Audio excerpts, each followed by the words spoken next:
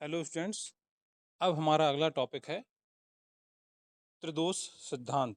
NCC first year के लिए है ना। तो इसमें आप देख सकते हो त्रिदोष सिद्धांत के बारे में पूरा डिटेल्स दिया गया है।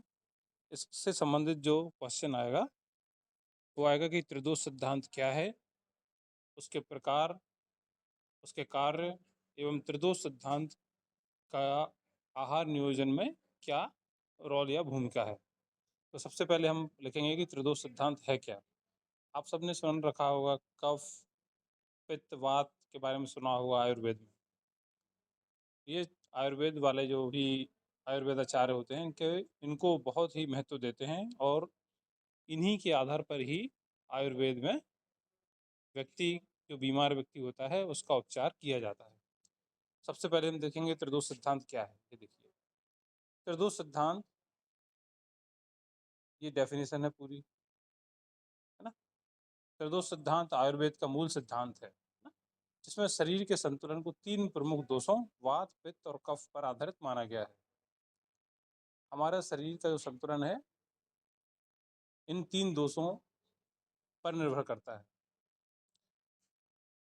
ये तीनों दोष शरीर की सभी शारीरिक और मानसिक क्रियाओं को नियंत्रित करते हैं। इन्हीं के द्वारा हमारी शारीरिक क्रियाएं भी नियंत्रित होती हैं और मानसिक क्रियाएं भी।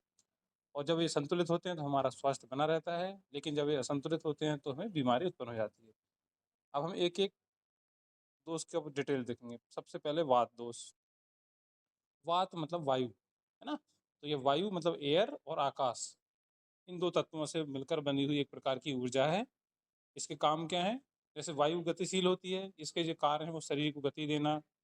जो हमारे गति वाले कार्य हैं शरीर के, जैसे श्वास, रक्त संचार, ब्लड सर्कुलेशन, रेस्पिरेशन, ठीक है, तंत्र का नियंत्रण, नर्वस सिस्टम मतलब, और उत्सर्जन क्रियाएं, ये सब गति से संबंधित हैं। तो ये वात दोष के द्वारा कंट्रोल होती हैं।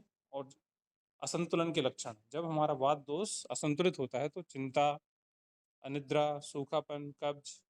कब्ज होगी क्योंकि हमारा उत्सर्जन तंत्र ठीक से काम नहीं करेगा। दर्द होगा, रक्त संचार रुकेगा तो दर्द भी होगा। ठंड लगना, कमजोरी। अगला है पित्त दोष। पित्त जो है वो अग्नि और जल, ये फायर प्लस वाटर से मिलकर बना हुआ हमारा ऊर्जा का तत्व है। अन्नी लिखा हुआ है इसमें, स्पेलिंग को ठीक कर लेना आप, ये इसको अग्नि कर दीजिएगा।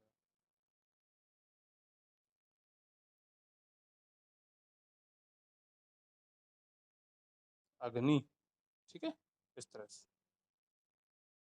तो अग्नि और जल मुख्य कार्य क्या है? पाचन और मेटाबॉलिज्म, शरीर का तापमान, हार्मोनल संतुलन, बुद्धि और निर्णय क्षमता। इसको भी ठीक कर लेना आप। हार्मोनल ऐसा आएगा, हार्मोनल संतुलन। और इसके असंतुलन से क्रोध, जलन, एसिडिटी, पसीना, त्वचा रोग, सिर दर्द और अल्सर। कफ दोष जल और पृथ्वी से मिलकर बना होता है। शरीर को स्थिरता और शक्ति देता है। प्रतिरक्षा क्षमता जो है, इम्यूनिटी बढ़ती है। ऊतकों का निर्माण और पोषण और स्नेहन, लुब्रिकेशन में ये हेल्प करता है। इसके असंतुलन से आलस्य, वजन बढ़ना, सर्दी खांसी, ज़्यादा नींद, सुस्ती और जकड़न होती है। फिर आता है कि वात दोष जिसका हो, वात असंतुलित हो जाए तो उसको कैसा भोजन लेना है और क्या नहीं लेना है। वात दोष जिसका असंतुलित हो, वात मतलब ये ऊपर वाला अपना, है ना, इसमें फिर उसको गर्म ताज़ा पका हुआ भोजन लेना चाहिए। घी, तिल का तेल, दूध, दही, मीठा, खट्टा, नमकीन स्वाद, गेहूँ, चावल, गाजर, चुकंदर, ये सब लेना है। और नहीं लेना है ठंडा, सूखा, बासा भोजन, कच्ची सब्जियाँ, बहुत ज़्यादा कड़वा, ठंडे पेय, पॉपकॉर्न, ये सब नहीं लेना है। फिर आप आ जाओ पित्त। ये पित्त दोष था जो कि अपना अग्नि और जल से मिलकर बना है।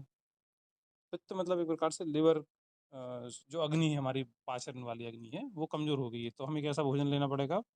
हल्का भोजन ना, ठंडा, हल्का और कम मसालेदार, मीठा, कड़वा, तुरटा, कसेरा स्वाद। फल लेने पड़ेंगे, हरी सब्जियां, दूध, घी, धनिया, सौंफ, पुदीना, ये सब पाचक होते हैं। और क्या नहीं लेना है? जो पचने में दिक्कत करने वाली लाल मिर्च, शराब, फास्ट फूड, ये सब नहीं लेना है। कफ दोष समझ सकते हैं आप। कफ दोष मतलब जिसको सर्दी हो जाए, क्या लेना है? जो कि जैसे अदरक बना हुआ है डायग्राम में, हल्का गर्म सूखा भोजन लेना है, तीखा, इसमें आप मसाले वाला खाना खा सकते हैं, मूंग दाल, हरी पत्तेदार सब्जियां, शहद, गर्म पानी, ग्रीन टी। और क्या नहीं लेना है, तला हुआ भारी भोजन, दूध, दही, पनीर, मैदा, चावल, आइसक्रीम, ठंडे पेय। इस तरह से इसमें से आप नोट कर सकते हैं। इसके बाद रोगों से लड़ने में त्रिदोष सिद्धांत कैसे कारगर है, नीचे दिए हुए हैं, इनको भी आप आंसर में ऐड कर सकते हैं। और इसका टेक्स्ट ये है, ये इसका टेक्स्ट है जो आप लिखेंगे यहाँ से। ये त्रिदोष सिद्धांत क्या है, यहाँ वीडियो को पॉज करके आप लिख सकते हैं। फिर त्रिदोष के प्रकार, वात दोष, पॉज करिए वीडियो लिख लीजिए। पित्त दोष, ये जो भी हमने आपको समझाया है। कफ दोष, त्रिदोष के अनुसार आहार नियोजन, वात दोष के लिए कैसा आहार है, गर्म ताज़ा घी दूध लाभकारी जो है वो यहाँ लिखे हुए हैं। और ठंडा सूखा और अधिक कच्चा भोजन अवॉइड करना चाहिए। पित्त दोष कैसा खाना है, ठंडा हल्का कम मसालेदार फल सब्जियां उपयोगी हैं, और ज़्यादा मसालेदार तला हुआ और खट्टा भोजन अवॉइड करना है। कफ में हल्का गर्म और सूखा भोजन लेना है, मसालेदार दालें और हरी सब्जियां लाभकारी हैं, मीठा तला हुआ और भारी भोजन अवॉइड करना है। और रोगों से लड़ने में त्रिदोष सिद्धांत की भूमिका, ये आप यहाँ से नोट कर लीजिए। और निष्कर्ष। थैंक